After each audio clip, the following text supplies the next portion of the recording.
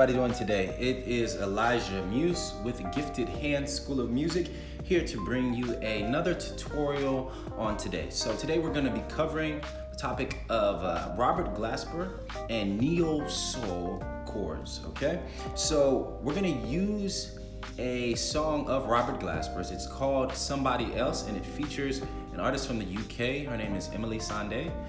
And if you don't know what neo-soul is, it's a genre that came about in the 90s and pretty much was a blend of jazz, a blend of soul, R&B, funk that preceded it from, say, the 70s and the 80s. And it was a mashup of all of these different genres. It was made famous by some artists such as Dangelo, Jill Scott, and even Erykah Badu. So, I said, we're gonna take this song, we're gonna break it down. We're gonna learn the song, and then we will also take some concepts that this song uses that applies to other neo-soul chord progressions, other neo-soul songs, and that you can just apply to your own playing. All right, so let's get started. So I'm gonna go through the song. I'm gonna play through the song one more time just so everybody can get a feel for it. All right.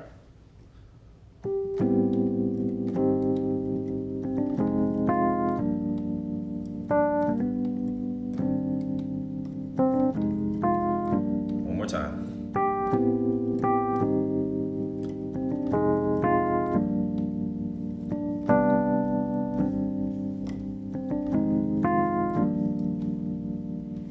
All right, so that is the entire chord progression. And essentially, the chord progression is only 4 chords, but they voice the chords different ways, which makes it sound like it's changing, the chord progression is changing. But it's essentially only 4 chords, which is an A minor chord, an A flat major 7 chord, F minor 7, and C minor 11, all right? So let's look at those individually, right?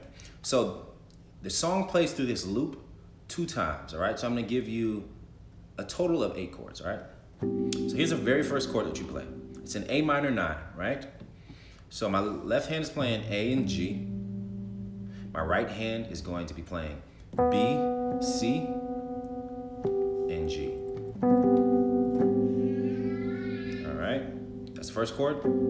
The second chord is just an A flat major 7 chord, which is an E or an A flat, E flat, G in my left hand, and my right hand is playing C, E flat, G.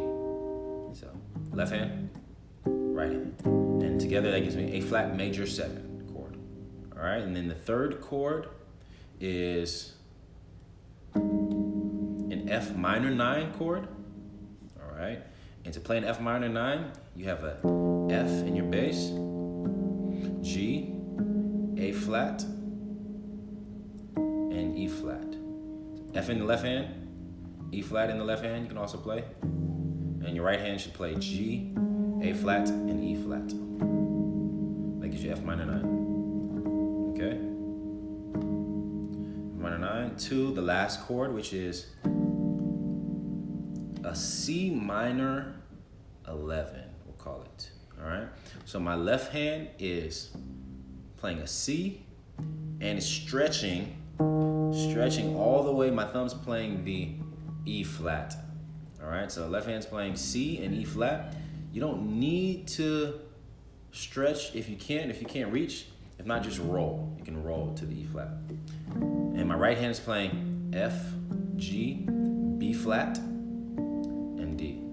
All together, that gives me C minor 9, all right?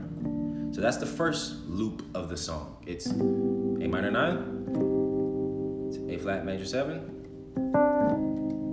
F minor 7, to C minor 9, or C minor 11, okay? And so I'm doing some kind of melody lines or fills that take me from one chord to the next. And so this is my first chord, right? So the A minor 9, it just goes straight from chord 1 to chord 2. And then going from the second chord to the third chord, which is the A flat major, to the F. I play a melody, right? So it's here, here, and then I do C, D, E flat. So I just walk up to the E flat. C, D, E flat, C, D, E flat. then you hit a F to get you to the C minor 9, okay? So it's, once again, C, D, F minor 7, F to C minor 9, 11, okay? So that's the first go around. Play one more time.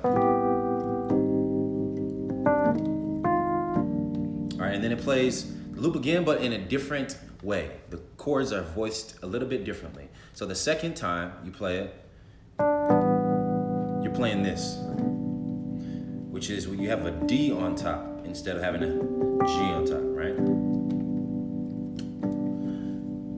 So this is still an A minor chord, but this time we're playing A minor 11, right? And so A is your root, D is your 11, right? So all I'm playing is a A minor triad in my left hand, A minor triad in my left, and then in my right hand, I'm playing a G triad, right? That gives me A minor 11, okay?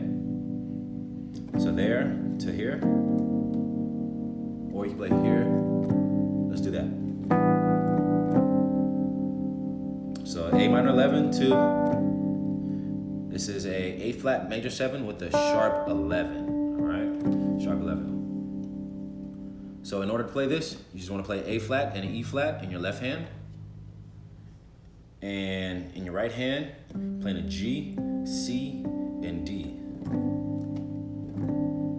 All right, so that's the A flat major 7 with a sharp 11. And we haven't gone over a sharp 11 chord. If you're trying to figure out what a sharp 11 is, let's just look at a basic A flat major chord. So A flat major is usually just A flat, C, E flat, right? To make it a major 7, we add the G is a major 7, okay? Because that's based off of the A flat major scale. So 1, 2, 3, 4, 5, 6, 7, 7, right? And A flat. So that's the 7. But I'm putting the major 7 down here. So that gives me here, that's A flat major 7, right? But instead of playing the 5 in my right hand, I'm playing this. All right, and that is what you call a sharp 11. So if you know what extended chords are, you know, if we're looking at the A flat major scale, you have 1, 2, 3, 4, 5, 6, 7, 8, right? And if you go past 8, you have 9, 10, 11. 11, which is also known as the 4. 1, 2, 3, 4, or 8, 9, 10, 11. We take that 11 and we raise it because it's a sharp 11, okay? And that gives us D, all right? So that's where we get the A flat major 7 with a sharp 11 chord. All right, so the second progression, here we go again. All right. And then F minor 7, again. Da, da, da, with the same walk up, da, da, da, da, F to the C minor 11 chord again, all right? So the whole progression is fairly simple. A minor 9 to A flat major 7, F minor 7 to C minor 11. And then the different voicing, second voicing, A minor 11, to A flat major 7 with the sharp 11, and then the same thing as the first go around, which is F minor 7 to C minor 11, all right? And then you can eventually add more things.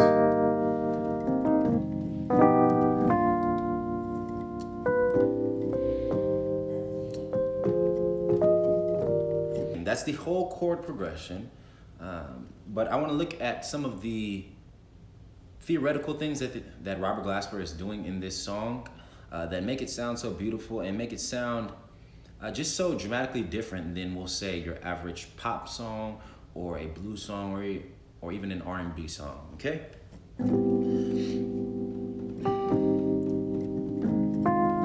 So the first thing I want to point out is the use of minor 9s and minor 11 chords. So almost in every minor chord in this chord progression, he's using extended voicings. So if you don't know what extended voicings are, like I said, when you have a basic minor chord, right? So we're gonna use A minor for an example, since this is the first chord of the song. If we look at an A minor chord, it's built off of 3 notes, right? And then if we want to make the chord sound more full, we can continue to add notes. The more notes you add, the fuller the sound and the more emotional depth that it has to it, in some instances, okay? So I'm gonna add a minor 7. I get this by going through the scale, the A minor scale, and adding the 7, okay? And so what neo-soul does a lot of times, it takes this and it adds even more chords to it. So for a minor chord, we have other options as well when it comes to extending a chord. We can add an 11, or a 9, my apologies. We can add a 9, which would be a B, 1, 2, 3, 4, 5, 6, 7, 8, 9.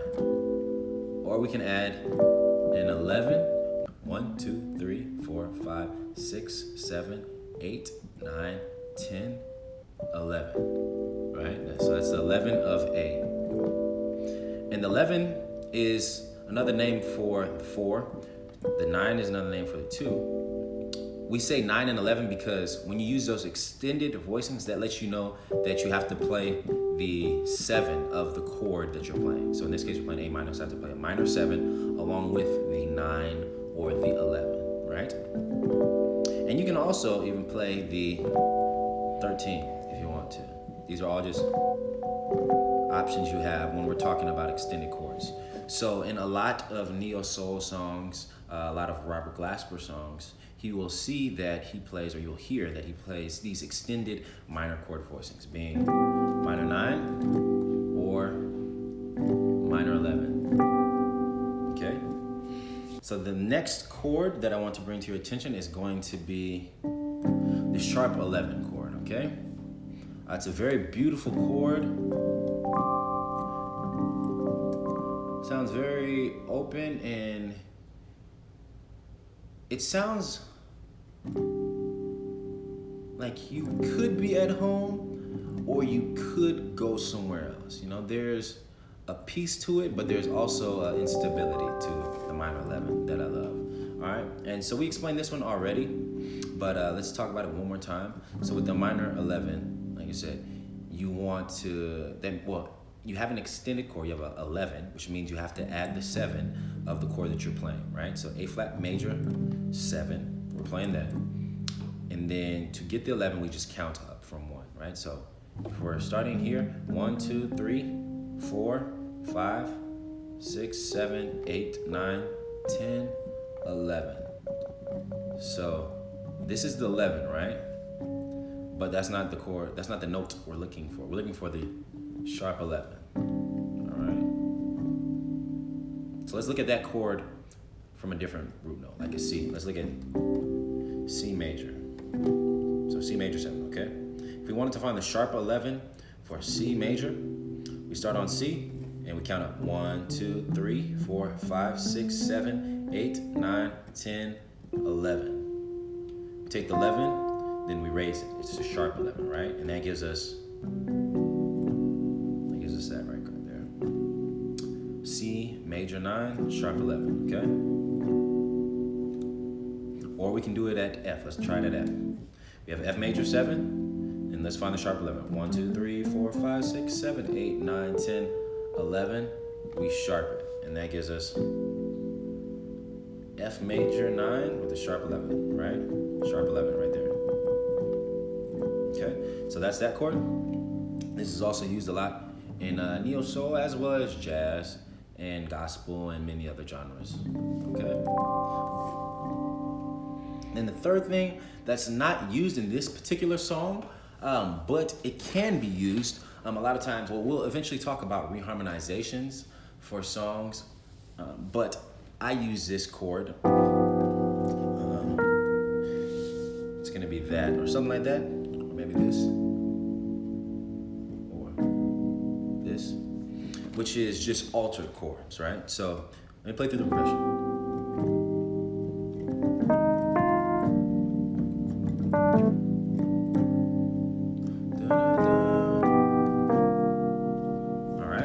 So this chord